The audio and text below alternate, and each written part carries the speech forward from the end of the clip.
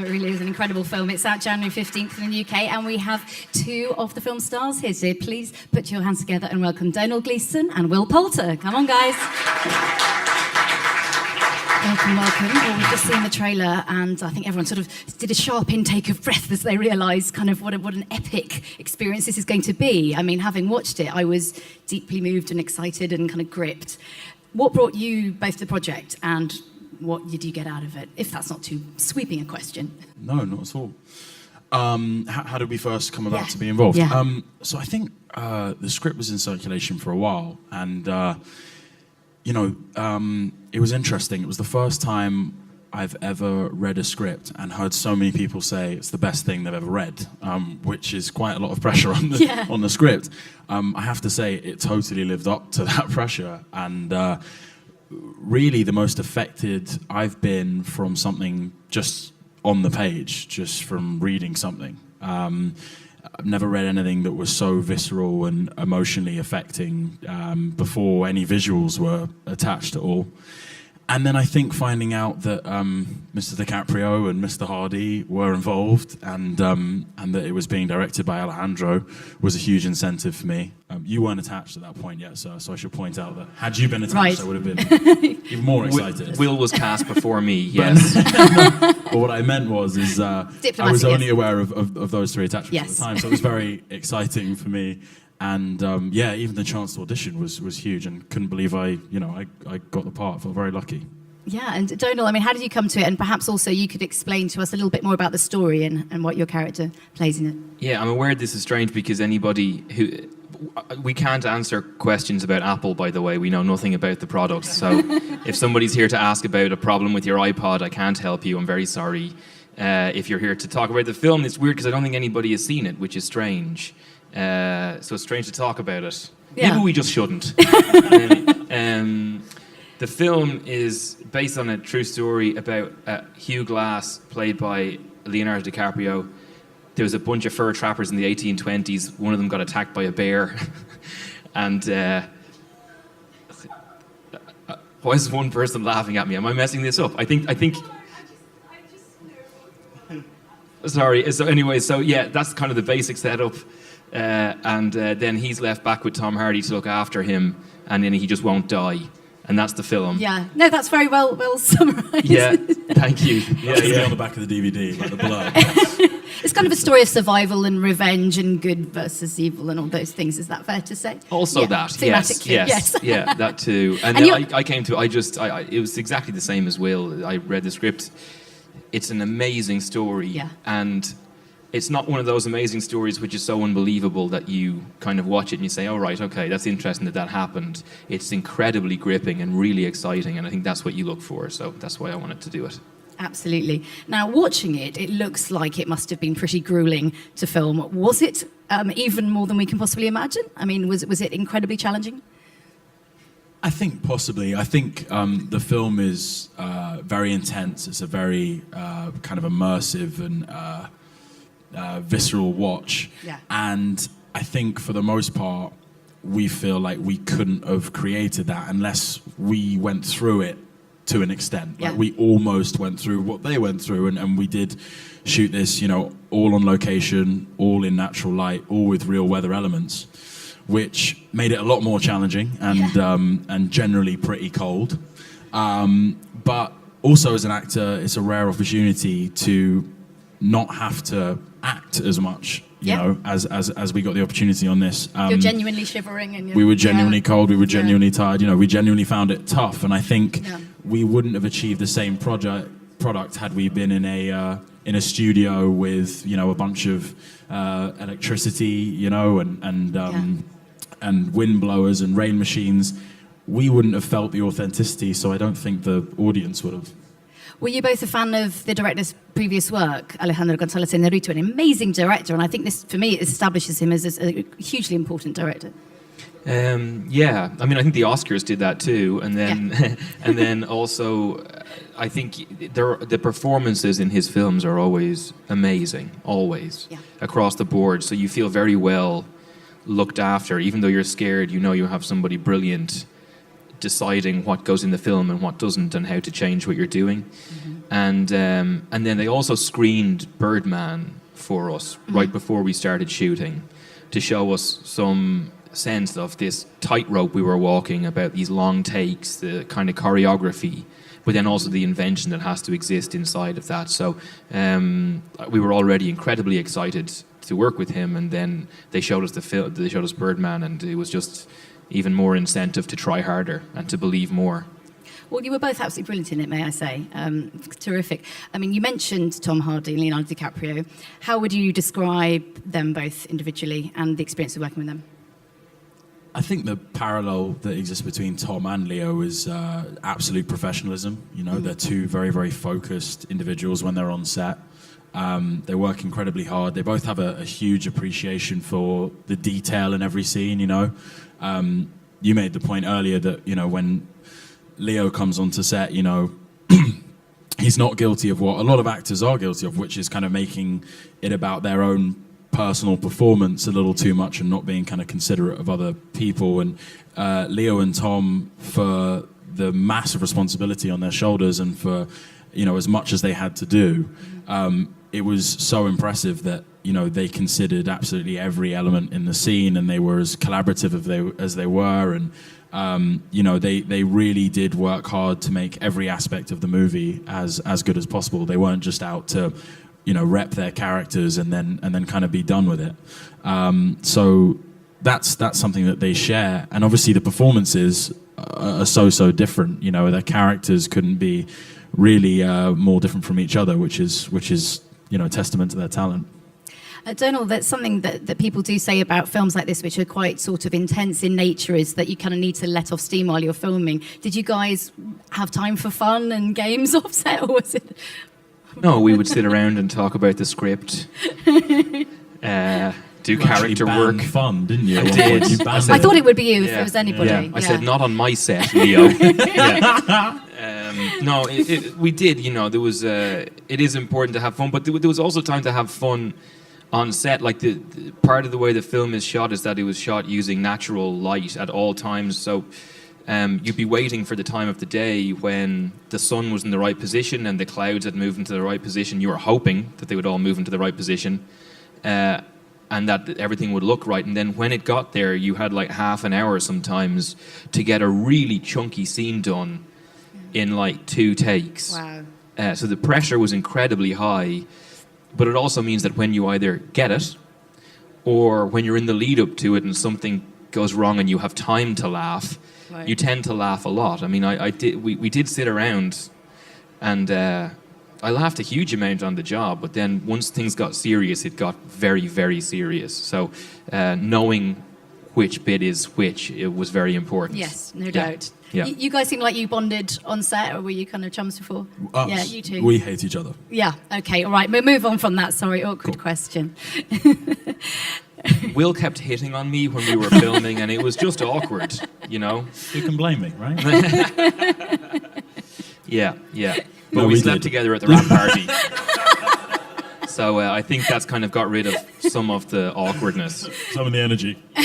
No, we got incredibly close during the shooting of the movie. All of us, you know, I think this was physically and emotionally, you know, pretty tough. And we were with one another almost every minute of every day for 7 months. So, you know, you couldn't help come out of this experience with very, very strong feelings about each other, whether it was going to be hate or love. And it turned out to be love. And we're both, you know, we're both very close, and all of the guys, you know, have become very close with one another, and that's been fantastic. The experience, you know, create genuine camaraderie between us. Yeah. So it's great. Would you say the experience of making this film was very different from what any of you had been through before? Because I suppose most people would associate with you different kind of films. Yeah. Yes. I think everybody on it said it was different to everything they had done before. Yeah. And that includes Alejandro. That includes Chivo, who shot it and has shot a great many great movies across the board, and all of the crew. Nobody had ever worked in conditions like that, on a film like that, in that way. None of those 3 things had you done on their own. And together it was completely crazy. I mean, it was a really, really nuts experience. So I think it was different for everybody. Before we cut to the audience, perhaps you'd like to share I think we know what most of you are up to, but perhaps tell us what you've got in the pipeline. Will? Oh, sure. I feel like there's more of a question for you, but real brief. I just finished shooting something called War Machine, and one of my friends who I shot it with is actually in the audience, which is amazing. Yeah, I did that in Abu Dhabi. It was very exciting. Great. Honor being involved in the project. Good stuff. Can't wait to see it.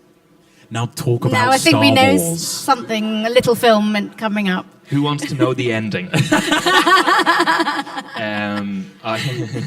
long as we keep it between us. It's not being filmed, is it?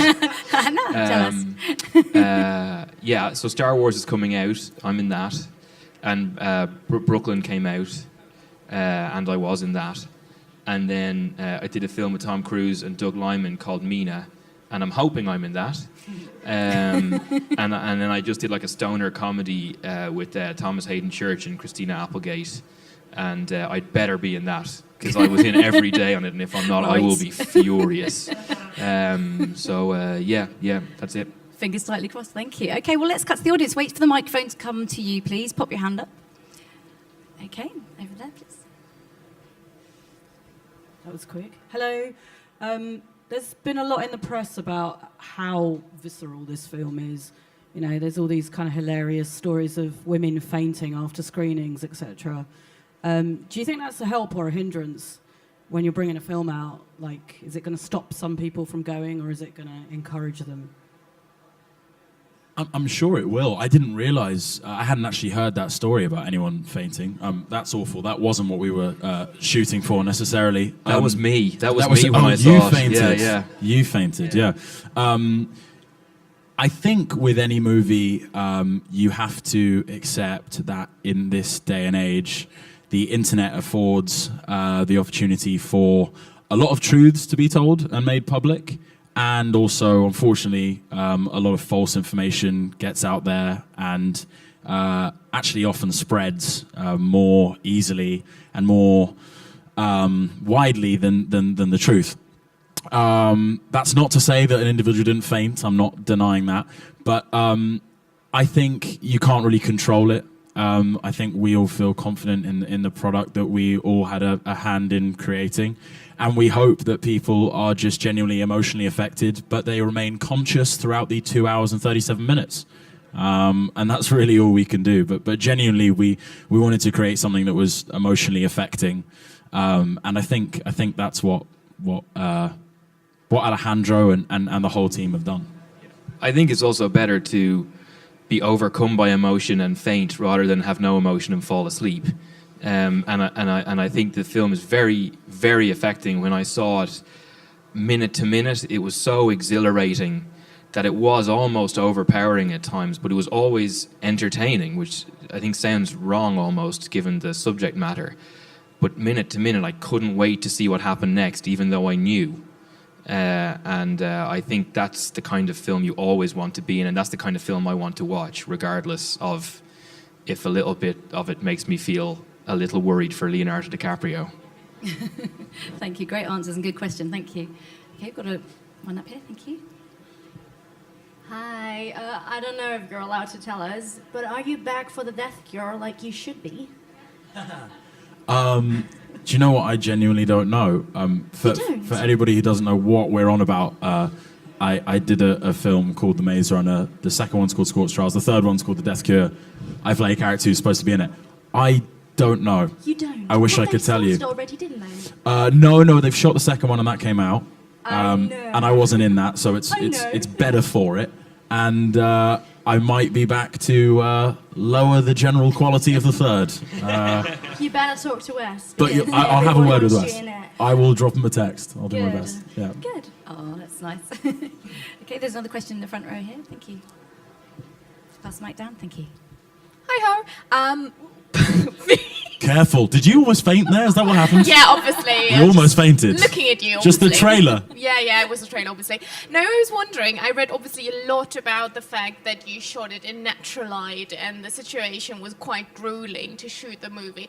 And just as a personal question, did you feel sometimes that you weren't allowed to just act that? Like, why couldn't you just act like being cold or anything? Did you feel, I don't know, like they didn't trust you to do that? It's just my personal question. I don't know how you feel about that, and I'd actually like to know how you feel like an actor, because I feel like you're not trusted to actually act.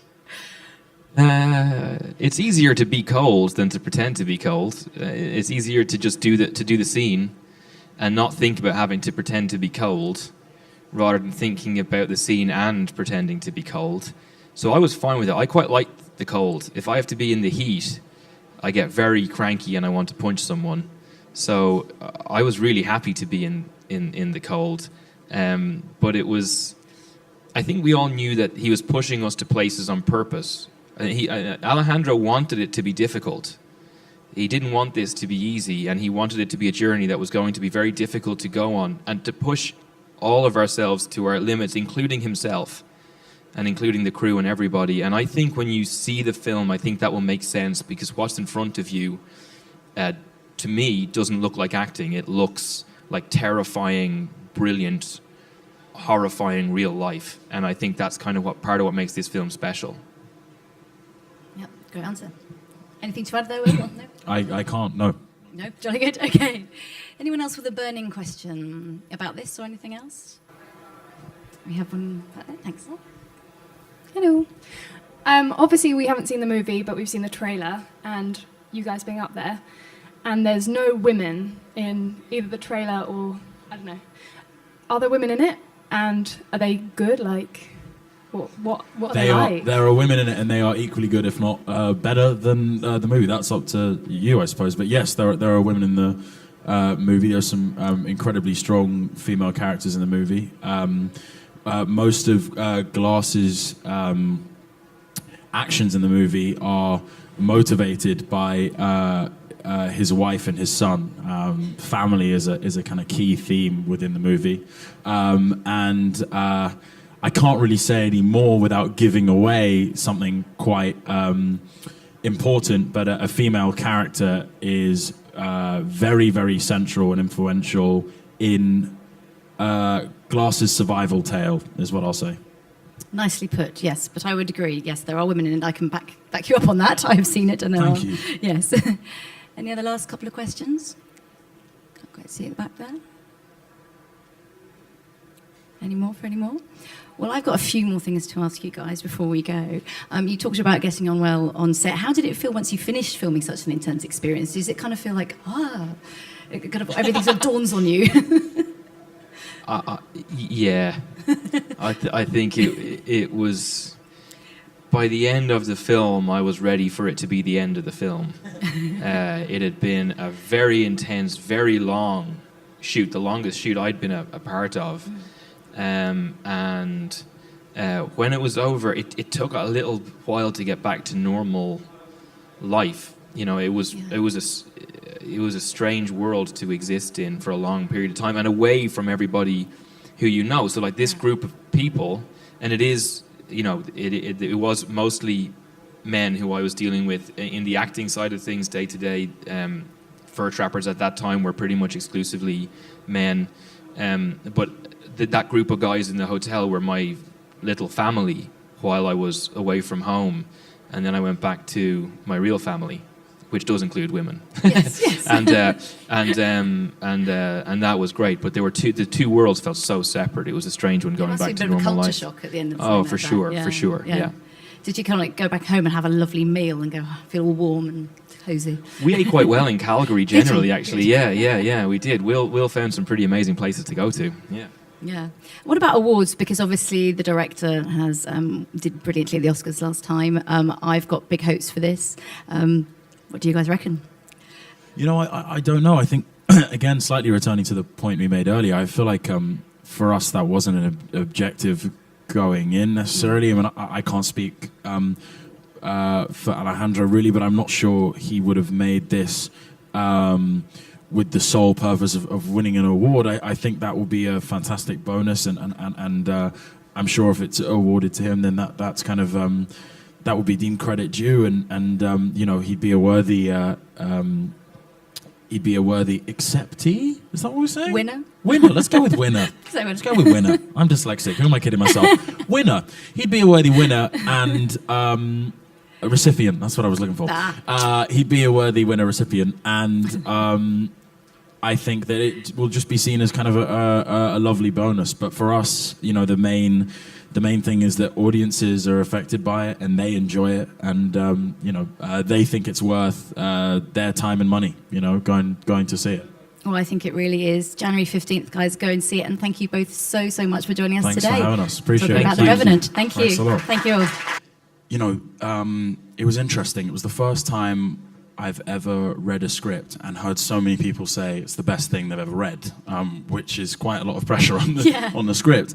I have to say it totally lived up to that pressure, and really the most affected I've been from something just on the page, just from reading something. I've never read anything that was so visceral and emotionally affecting before any visuals were attached at all.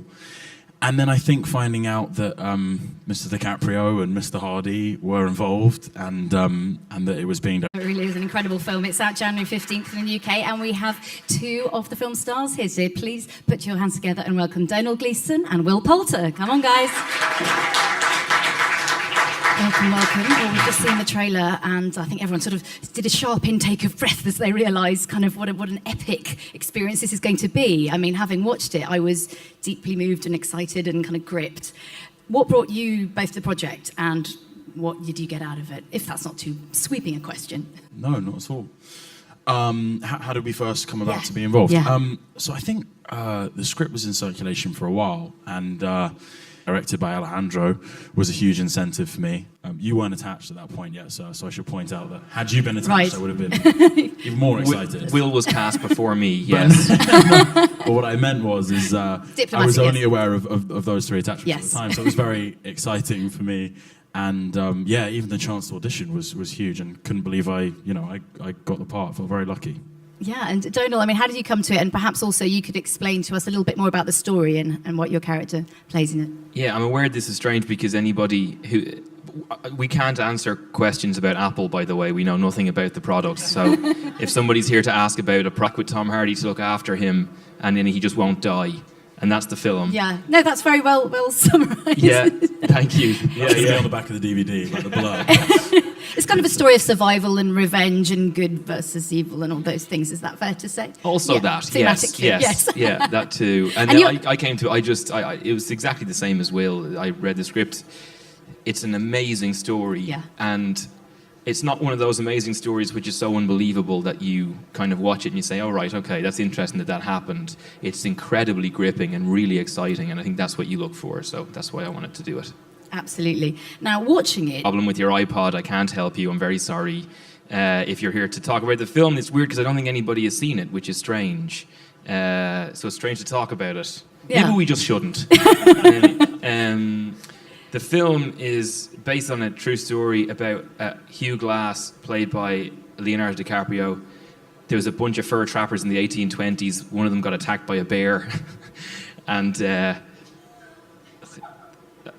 why is one person laughing at me? Am I messing this up? I think. Sorry. So anyway, so yeah, that's kind of the basic setup. And then he's left back.